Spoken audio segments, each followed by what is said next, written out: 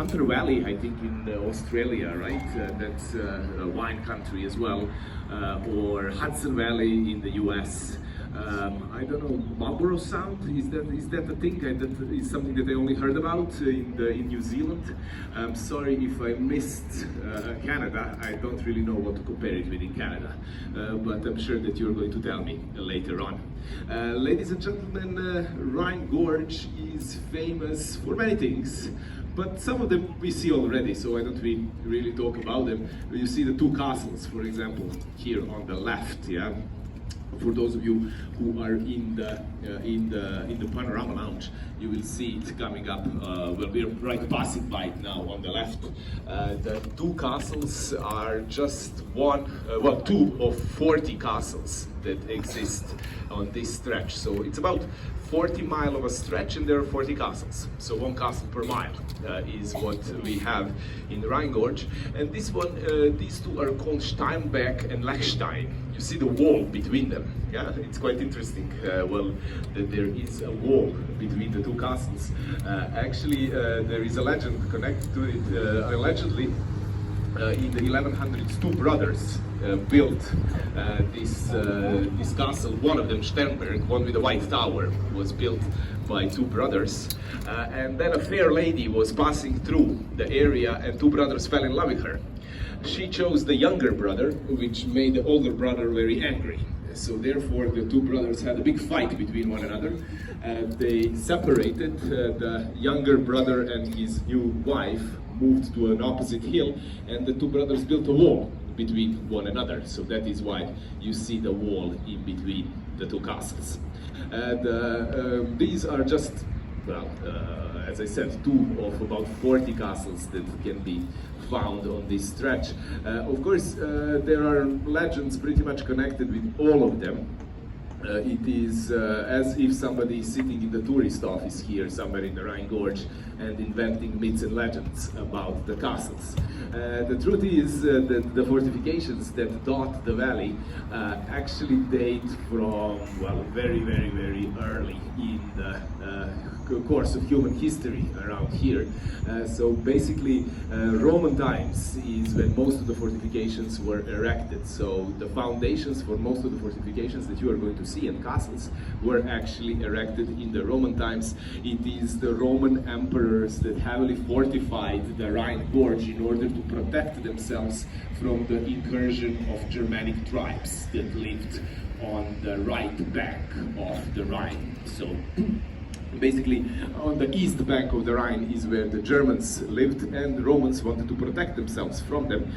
So they built this massive amount of castles, and they actually at one point connected them with a wall. So our propensity to build walls dates from way back when. So Limes was the name of that wall, and actually you can even sometimes see it. So there are remains of that huge wall that was constructed here. If you are wondering which Roman emperor built the wall, well, there is one that was famous for building walls, and his name was Hadrian. Hadrian's wall was also built in Great Britain, right, in the United Kingdom. So the same emperor built the limes, or the wall that stood right here. Later on in the Middle Ages, the castles appeared on both sides of the Rhine, because castles were used in order to control the traffic. So this was the only safe passage through the Rhine Gorge, and actually through the wider area. So the caravans, merchant caravans, would use the Rhine Gorge to go from the north to south of Europe and vice versa. And the highlands and the interior of the country was covered with forests and mountains that were not easy to pass through. Forests, apart from being not easy to pass through, were also very unsafe because they were harassed by the bandits. So merchant caravans would use the Rhine Gorge. This was flat area. Either they would go via land, or they would use the ships. And to control the pass-through, many castles were erected. So many castles were serving as toll stations in the Middle Ages. The merchants would have to stop at every castle and pay the toll in order to pass through. Now, ladies and gentlemen, I will tell you more about the history of the Rhine Gorge as we move along. But what about today? We see, well, I think this ship passing by to the left of us is carrying gas. So, this is the gas for, not like the petrol for cars, but gas for heating. Liquid petrol gas is what I'm referring to.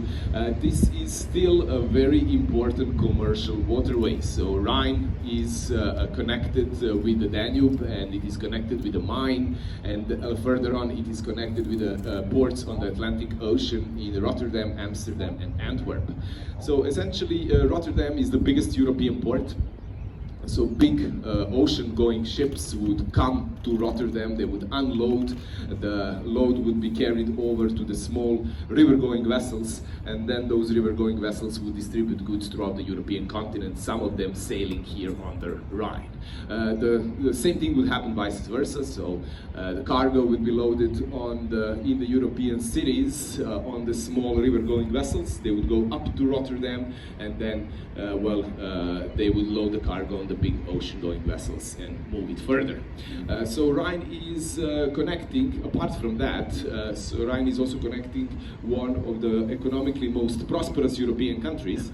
So it starts in Switzerland, and then it flows through France, Austria, and then reaches Germany, goes through Germany, most of its flow is through Germany, and then eventually branches out into the Netherlands and flows into the Atlantic Ocean at the port of Rotterdam.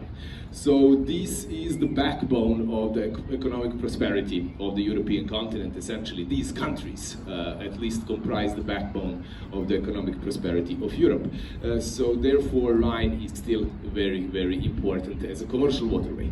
The ship that we have seen, such vessels, about 18,000 of them sail through the Rhine every year, something like that. So 18,000 ships carrying cargo sail through this area.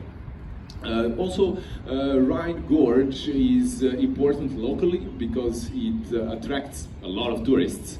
There is no precise data, but the village of Rudesheim that we are going to visit, which is basically on everybody's itinerary. All the people that visit the Rhine Gorge, they come to Rudesheim as well. So around 3 million people a year visit Rudesheim specifically. So therefore, there is 3 million or more people yearly coming here to visit the Rhine Gorge.